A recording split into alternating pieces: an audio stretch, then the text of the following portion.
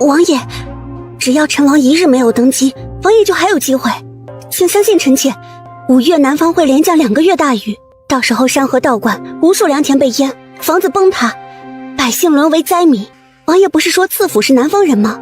王爷可以利用这件事去拉拢赐府。张之仲近日也册封为首辅，还有我母妃册封为慎贵妃，你的预言似乎都没有。慎字对他与母妃来说就是耻辱，武文帝暗示警告他与母妃岂能不知？王爷，我只能预言一些国之大事。他怎么敢说？这是他的前世记忆，前世他又没有进后宫，怎会知道后宫嫔妃的事？再者，说书也不可能说皇帝后宫女人啊，他甚至不知道有赵弘生母这号人物。准确地说，他前世记忆连武文帝有多少个儿子都不知道，包括赵弘在内。希望这次能应验，别再出错了。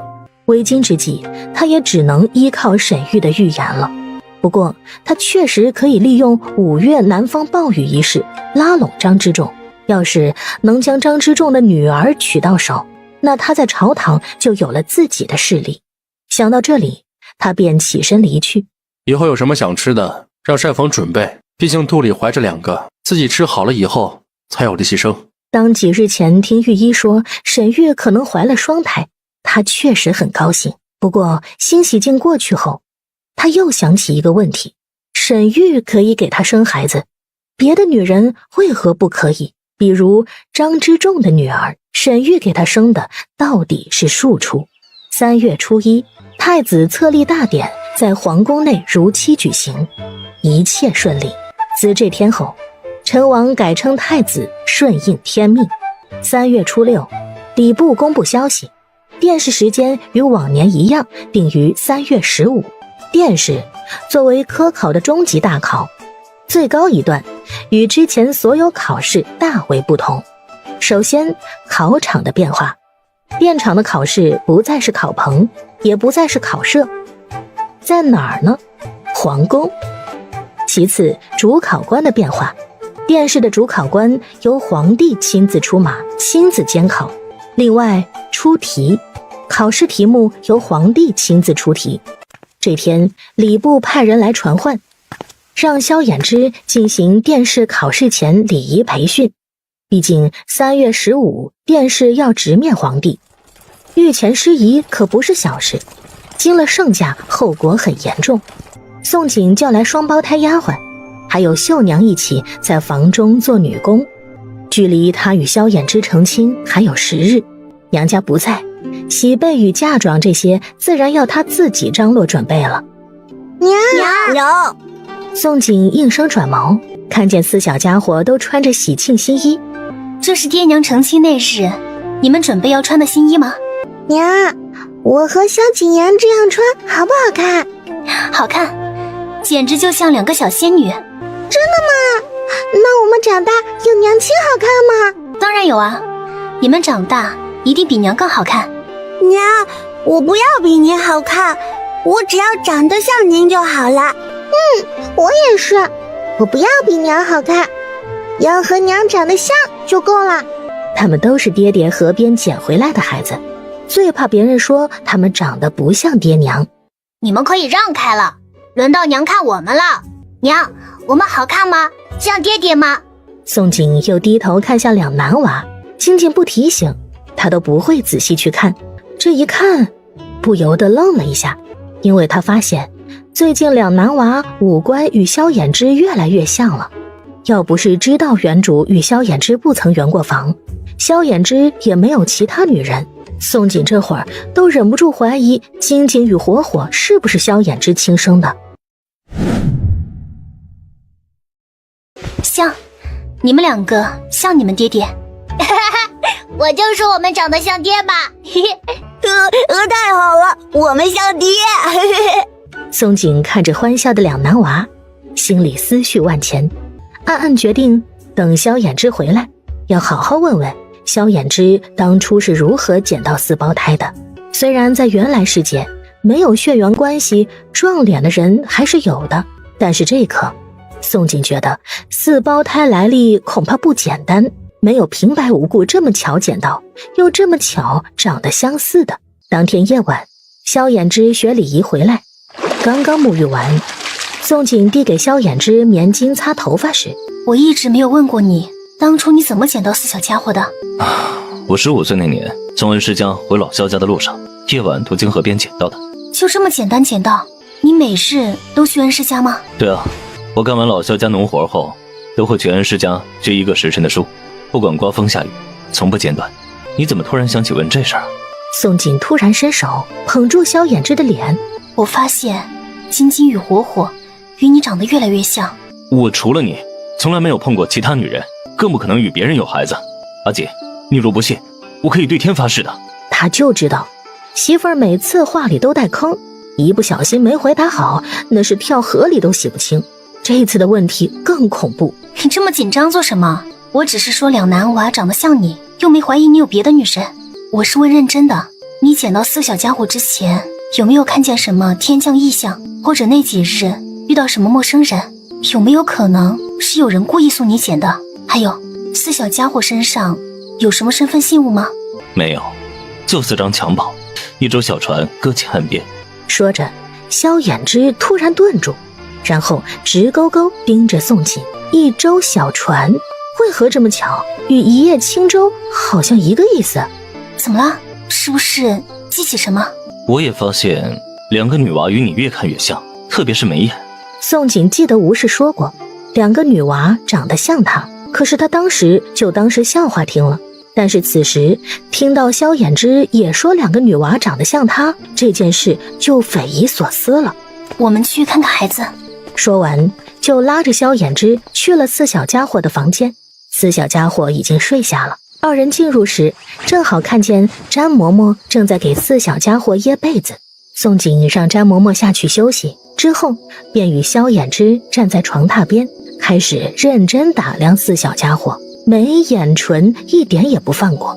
然而2人越看越心惊，因为2人在4小家伙脸上看到自己的影子。不知道的还真以为是我们亲生的。确实，不过我们已经当他们是亲生在养。2人非常震惊4小家伙与自己长得相似，但是2人这一刻找不到答案。4小家伙身世的事只能成谜，暂时搁置。3月15，终于迎来了殿试。这是让人既期待又兴奋的一天，因为这天萧衍之要参加中级考试了，而且过了今日，明日他与宋锦就能缔结连理，成为名副其实的夫妻。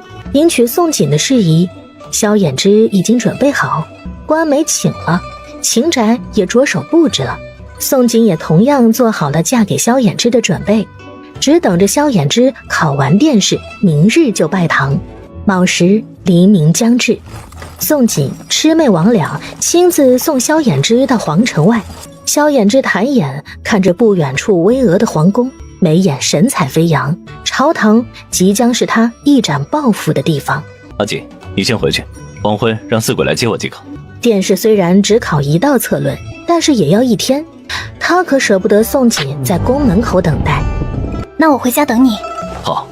萧衍之又与宋锦说了几句，这才整理衣冠，告别宋锦，走向宫门。东宫，赵红怔怔看着手中的大红喜帖，不知过去多久，才缓缓将喜帖合上。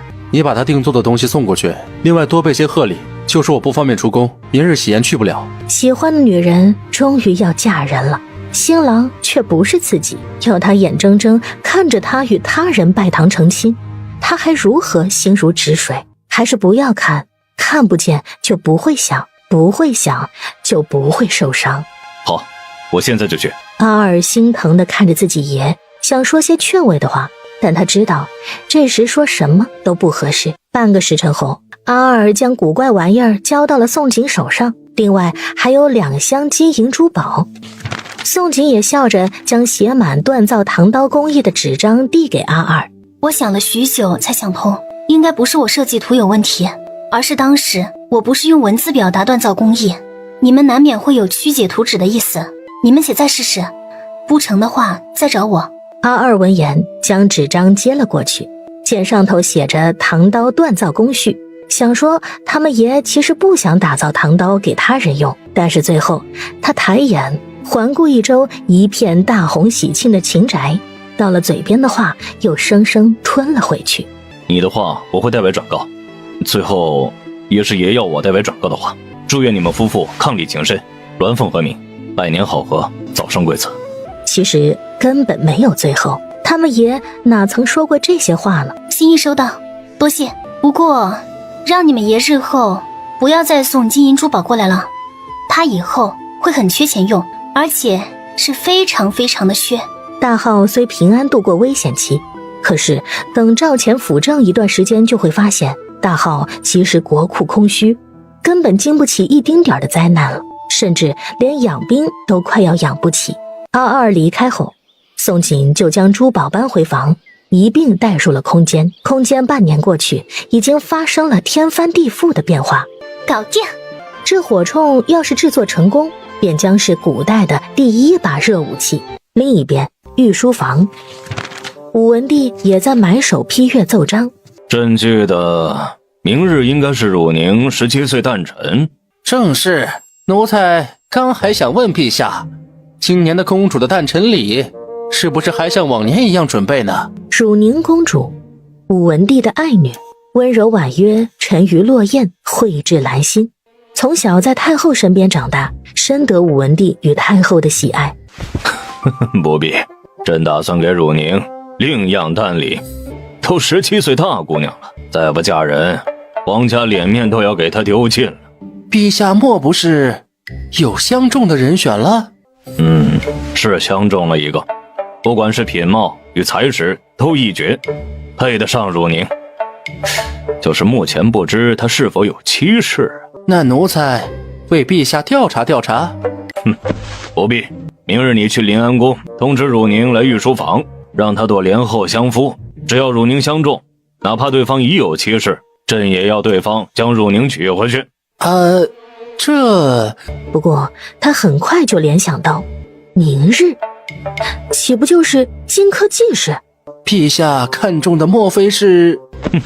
那男人确实优秀，揣度圣意更是一套一套。朕几个儿子都围着他团团转，朕可不放心让他留在太子身边，免得日后他又是下一个林居正。唯有让他将汝宁娶回去，朕才敢重用。陛下，若是公主相中，那人又已成亲有了原配，这样一来，那公主岂非要下嫁？公主金枝玉叶，岂不委屈？你觉得朕把爱女嫁给他，他敢委屈朕的爱女吗？他就算不愿休妻，朕的爱女怎么也得是平妻，必须与原配平起平坐。李毅无语，劝不动，确定武文帝已疯。萧衍之躺在床上，翻来覆去，辗转反侧，严重失眠了。你怎么了？你没事吗？你是不是没考好？哎呀，不是，只是心里不安，感觉明日唱名次晋皇帝可能会给我塞女人啊。如果他非要给你塞女人，而且还是公主，你打算怎么办？如果他真如此，我只能一辈子不踏入皇宫一步，不做状元了。我们回狠黑村，你负责生采摘，我负责教书育子，再不然我们回秦家。秦军一定巴不得他回秦家认祖归宗，当秦家少主。可如果他以萧家村整个宗族，还有我和孩子们的性命做威胁，非逼你娶呢，你怎么办？毕竟他是皇帝，随便就能安你一个罪名，灭九族也可能干得出来。萧衍之脸色一僵，其实他内心不安的正是这个原因，他就怕武文帝突然发疯，他总不能和一个疯子讲道理。阿姐，你有没有能让我变丑的药啊？有，不过你躲得过初一，躲不过15啊。不，我只要丑一段时间即可。我不打算入翰林，我决定外放为官。你傻了吧？你是早就有此打算，还是今夜才有此想法？但想到这男人打算为他远离京城，拒绝武文帝塞女人，甘愿选择最难走的路，他是忍不住感动了。看来他没有选错男人，萧衍之值得他托付终身。阿姐，你是不同意我外放为官？毕竟去了穷苦的边陲之地，宋锦跟着他就是遭罪。我没有不同意，既然选择嫁你，就决定嫁鸡随鸡了。你做什么决定，我会支持你。以后你到哪儿，我就跟到哪儿。不过，明日拜堂后，你就别想甩得掉我了。我如何舍得不要你啊？我爱惜你都来不及啊！情话留着明夜洞房花烛再说。眼下我与你说一下，应对武文帝没有到最后一步，咱们没必要为了躲避一个女人，就选择外放为官。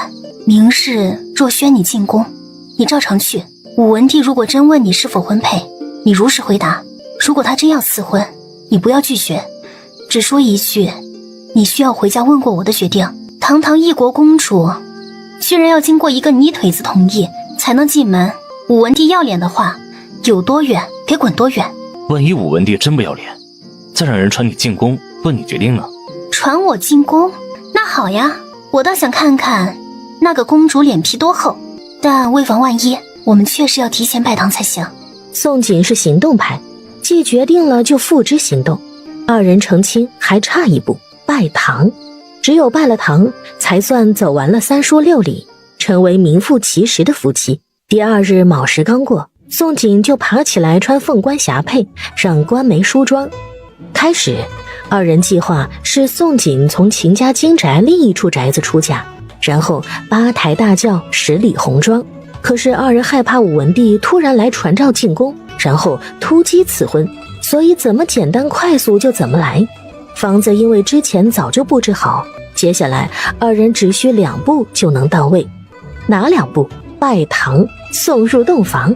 秦宅入目所及是一片绚烂的艳红色，4小家伙一个个都穿上崭新的新衣，笑得似朵小花似的，一脸喜气。虽然赶着很着急，但是他们总算盼得爹爹把娘亲求娶回家了。秦军一身喜庆的华服，端坐高堂位置，身边空位是周陵牌位。他看着自己儿子与儿媳筹备1个多月的迎亲，就这么草率举行，很是心疼。以秦家的实力，他儿子儿媳要举行大号史上最为盛大的婚礼都可以。如今他儿子却甘愿受气，这口气他都快咽不下去了。但他儿子喜欢朝堂，他能有什么办法？一拜天地。此时的宋锦身上穿着金线刺绣碎钻镶边的美得令人窒息的霞帔，一身大红色喜服的萧衍之同样风华绝代。2拜高堂，夫妻对拜。完成这一拜，他们就是真正的夫妻了。礼成，送入洞房。总算萧衍之盼了1年多的一句话终于迎来。武文帝千算万算也没算到，自己派遣的宫中侍卫刚刚进入秦宅传旨，萧衍之与宋锦堪堪拜完堂，宋锦前脚才送入洞房。武文帝昨夜要是听了李意见以调查萧衍之，或许就真能阻止这场婚礼了。当侍卫看见秦宅一片喜庆，萧衍之身上也穿着喜服时，明显愣住了。得知自己打扰人家成亲，他很识趣，坐在花厅品茶，耐心等待萧衍之回房换下喜服。新房，萧衍之换回了锦衣，在宋锦红唇上落下深情一吻后，满脸愧疚。阿锦，真对不起，成亲赶得太急了，没能给你一个。我真没事，而且我为你准备了3大惊喜啊！相信我，我们的新婚夜绝对会是这个世上最是独一无二的。萧衍之闻言，耳根腾的一红。3大惊喜，他猜了半年了，依旧猜不出是什么。不过半年都等过去了，还着急这么1天吗？低手又与宋锦忘情拥吻了一会儿，萧衍之这才依依不舍，在宋锦目送下，跟随侍卫进宫去了。萧衍之抵达御书房殿外时，就看见前10新科进士精神抖擞，欣欣然等候在殿外，厉眼也在其中。此时厉眼低眉顺眼，一副老实无比狗直的模样。陛下有旨，选新科进士入殿觐见受封。萧衍之刚迈进殿门，首先就听到悦耳的礼乐，他微抬一下眼皮，紧接俊眸一缩，果不其然，在殿内一角有一个身穿红衣，蒙着面纱的红衣女子正翩翩敲着编钟，混迹在众多男乐师之中。萧衍之飞快瞥一眼的时候，女子也一眼看见他，随后女子敲编钟的动作明显僵了一下，不过失误一瞬，她又继续翩翩起舞。可是哪怕是一个极小的错误，还是尽收萧衍之眼底。同样是穿红衣，萧衍之觉得自己媳妇儿是天底下最美的，眼前的女子简直丑出了天际，若还是公主，却屈尊降贵献艺，简直是不知羞耻。他最是讨厌这种抚骚弄姿、靠美色吸引人注意的女人。武文帝视线往红衣女子方向看过去，红衣女子立即会意过来，含羞地冲武文帝点了一下头。没错，红衣女子正是汝宁公主。她只一眼就看上了萧衍之，甚至一见钟情。武文帝让她相看男人许多次了，什么王侯世子、功臣子弟，但是从来没有一个男人能像萧衍之这样让她一眼就动了春心，恨不得立即就嫁人的。不过此时还轮不到她现身的时候，今日的重头戏是唱名次第。这一刻，不仅萧衍之震惊厉眼居然在一甲行列，就是厉眼也感觉自己在做梦。他原本乌倦心态都崩掉了，而且他写反对海禁时就心里直发慌。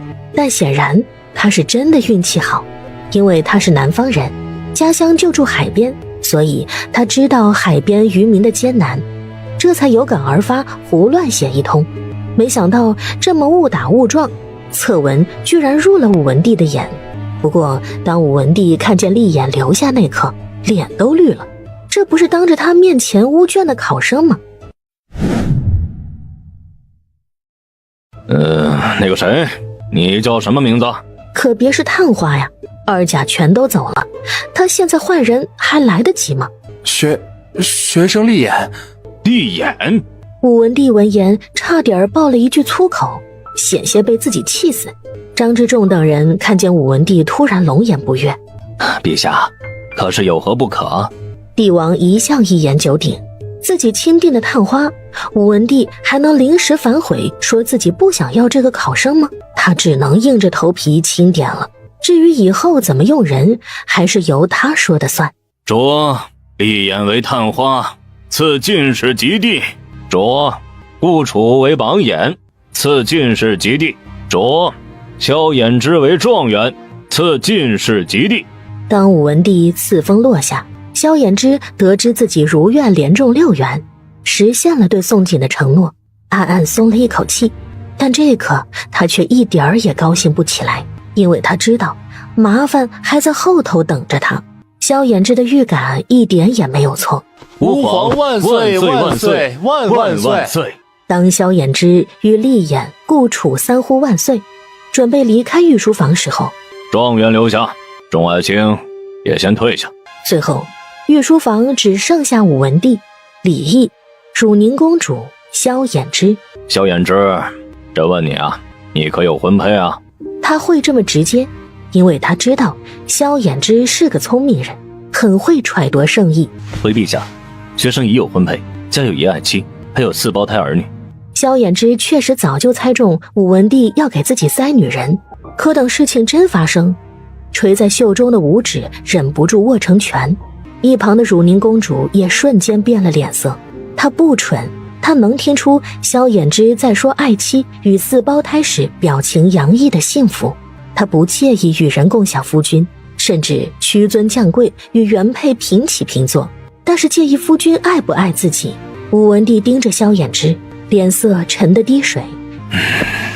如果朕说朕要将爱女汝宁公主赐给你做妻，择日完婚住状元府，你有意见吗？说完，武文帝朝汝宁公主招手，示意汝宁公主揭开面纱。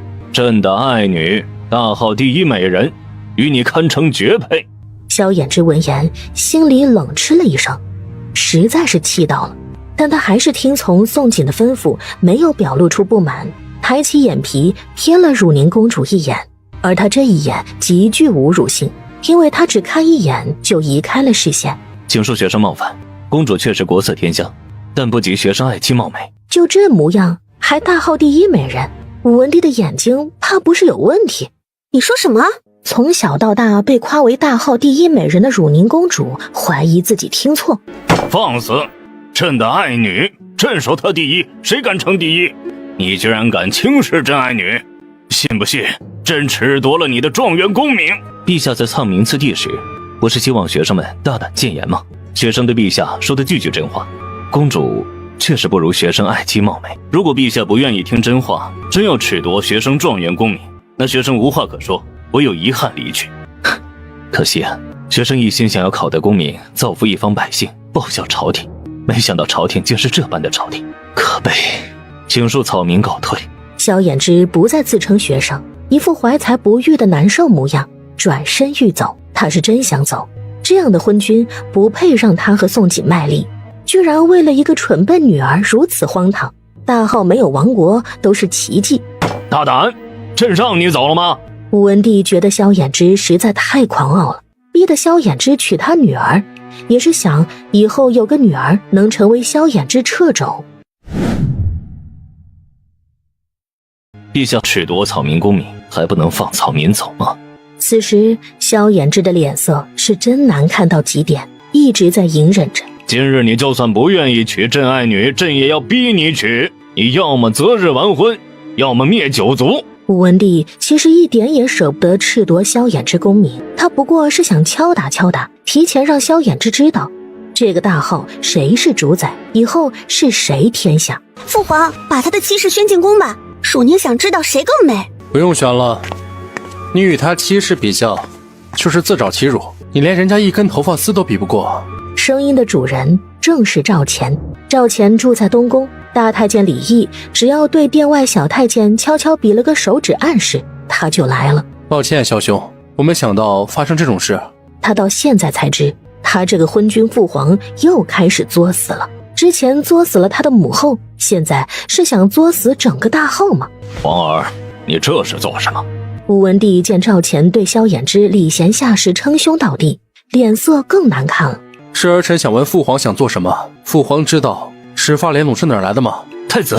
萧衍之神情一紧，害怕赵钱将宋锦抖出来。赵钱抬手回萧衍之一个放心的手势。始发连弩正是萧兄给儿臣的，因为担忧萧兄危险，儿臣才一直隐瞒不说。父皇难道又为了你一个微不足道的女儿，想灭救国大功臣九族？这事传出去，恐怕引起民愤吧？皇儿，你说什么？因为有始发连弩，戎人才被打残，不敢再来犯。将始发连弩称之为救国神兵都是谦虚了，还应该称之为护国神器。儿臣真不知父皇终日想些什么。此头等功本应封侯拜相，须知道始发连弩的设计图拿一个府城去换，都算白捡了。萧兄没要儿臣一个铜板，直接就给儿臣了。赵钱声音清冷，要不是因为有其他人在场，皇家需要脸面，他都想直接指着武文帝鼻子骂昏君，让武文帝赶紧上位，一边养老去。而且赵钱说的是事实，若不是因为他与宋锦一起逃荒的情分在，换做别人，拿几个城池给宋锦，估计他都不换。这朕真不知情啊！武文帝这一刻的脸都被打肿了，脸涨红的成猪肝色。堂堂帝王居然为了一个微不足道的女儿，差点亲手断送自己江山。若是他将萧衍之逼得通敌，把始发连弩卖给戎狄，或者萧衍之揭竿而起造反，自己当皇帝，大号就真完蛋了。父皇年迈，又因操劳过度，导致神志不清，胡言乱语。李烨，扶父皇回去歇歇，令御医们视诊。武文帝其实清醒得很，不过这刻他真的没有脸面留下来了。在李毅来伸手扶他那刻，他借着赵钱递来的台阶下了。不过离开龙椅那一刻，他猛然发现自己真老了，当了皇帝20多年，竟不如自己儿子慧眼如炬。父皇！然而武文帝不敢回头搭理他，摆了摆手，加快了步伐，狼狈离开了。父皇，你怎么这样走了？汝宁公主不知自己这刻算是什么，相夫还是过来自取其辱。太子，那人还在家里担忧，恕我先行告退。萧兄稍等，实在抱歉，今日之事还望萧兄莫要痴心。接下来的登科之礼，也希望萧兄能来参与。太子，豪夺功名可是出自金口，王命收不回去吧？萧衍之对武文帝是真失望，甚至动了不愿意再入朝堂的心思。你说什么？有这事儿吗？反正我没有听见，李也没有听见。再者，父皇就算说了什么，也是所有人出现了幻听。哦，原来你是这样的赵钱啊，无赖之徒啊！合着我这是白受气了。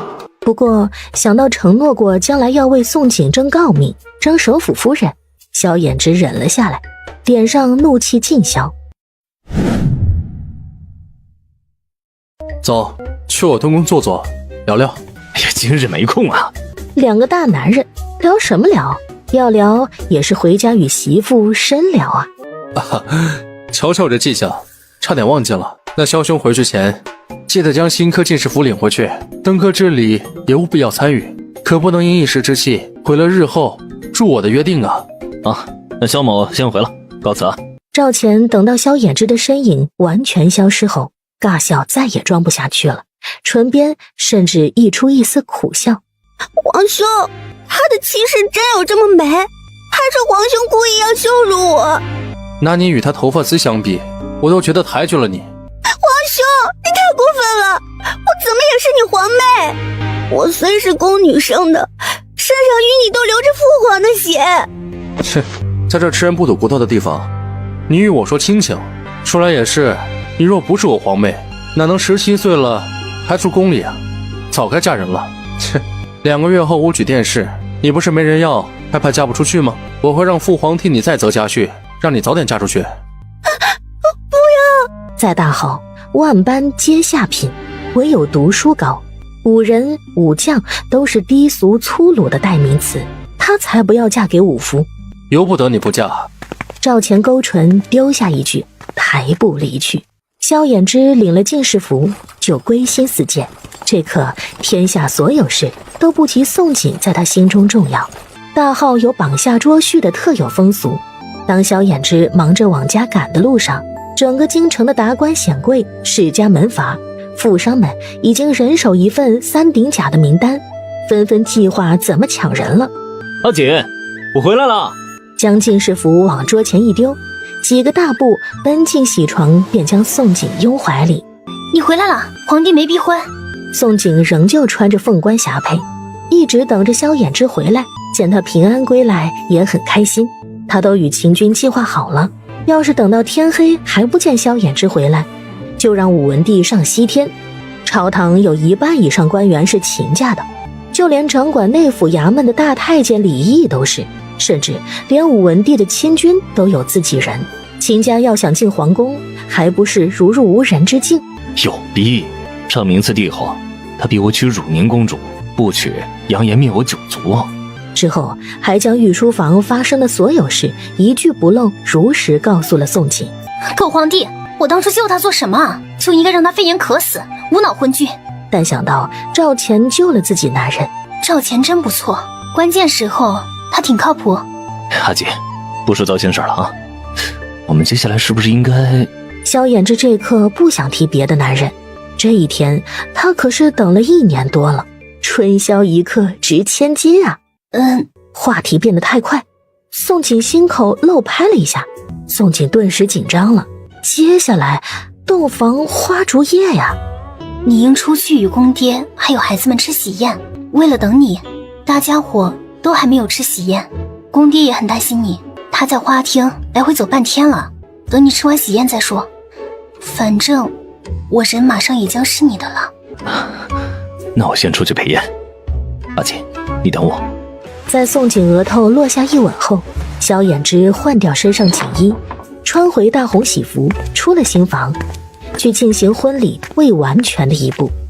亥时，萧衍之满身酒气，终于如愿再入新房。自家白酒入口绵柔，但是后劲强，下人官媒八鬼轮流对他灌酒下来，还是有点上头了。但是今日他是新郎，自己的喜酒自然要喝的。你喝多了？还好。看见房中圆桌上的合卺酒，我们还有一步。夫妻共饮合卺酒，象征着夫妻合二为一，永结同心，同甘共苦。大号合卺酒风俗是喝大交杯，这种喝法颇具难度，叫缠缠绵绵式，即是新人需要拥抱着对方，把举杯的胳膊绕过对方的后颈，然后完成饮酒动作。二人身上的温度瞬间窜高到极点，这一刻，二人的心是最贴近的一次。阿姐，合卺酒喝完，萧衍之将二人杯子放下，伸手就要拦腰抱起宋锦。相公，不急，给你。这就是你说的火铳？准确应该叫碎发枪了，我已经检验过了，不会炸膛，一次就制成功了，瞄准性也很高。这玩意儿比10发连弩还要厉害吗？肯定这玩意厉害呀，这个射程比弩箭快了5倍，杀伤力也远超弩箭3倍，高下立见。宋锦见萧衍之目瞪口呆的模样，浅笑战战。相公，闭上眼，接下来我给你3大惊喜。火铳不是惊喜之一？不是，你快闭上眼。萧衍之被吊足了胃口，但还是听话闭上了双眸。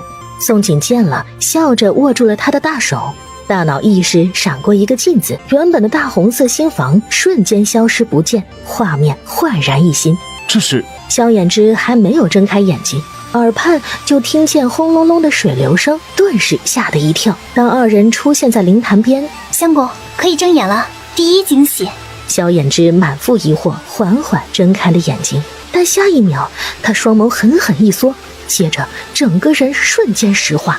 阿姐，映入他眼帘，宛若9天仙境，潭边奇花异卉，艳丽容央，蜂蝶飞舞，还有2只丹顶鹤正在岸边一立一卧戏水。